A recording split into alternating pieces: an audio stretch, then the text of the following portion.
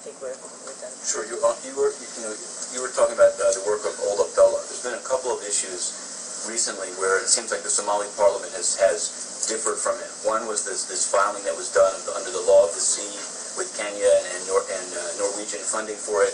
More recently, some in Somalia have started to say that the consent given by the country to the piracy resolution 1851 was invalid. It was signed on either the last day of President Yusuf's term or after he was gone. Are you aware of that controversy, and what does it mean for sort of under what mandate is if you were saying that DPA only works when countries want it and are invited, what note do you take of this what some call rebellion in the Parliament? And on Fowler's mandate, now that he was released, what was his mandate? Does the UN still have any role in Niger, and is anyone doing that work, to your knowledge? Okay, on the first part, I think first is it's quite clear that it's probably a healthy sign that you have controversies and debates and discussions by some people about whether this or that should be given priority. One of the priorities that has been there on many on the Somali side all along has been fishing protection and such as a balance against anti-piracy. So both of them have been there.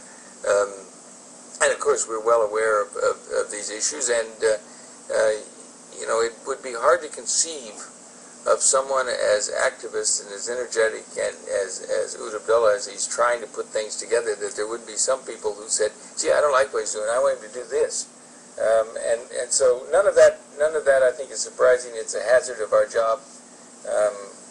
I wouldn't expect anyone to ever criticize me for what I do, but that's off the record, a joke supposedly. but I mean, I think we all subject ourselves to when we take on these kind of jobs. It's just assumed that there are going to be people who may not totally agree with everything that we say and we do. I just made a contrast to what you were saying about we only do it if we're invited. If we don't, we step back. We are 30 to 30. We have totally on this one. I mean, there have been two things. One is, of course, we are working with the Somali government every day. The president's going to be here, and we've worked very closely. So I think of that. There's sort of no question. But Somalia also was a place originally, that it was.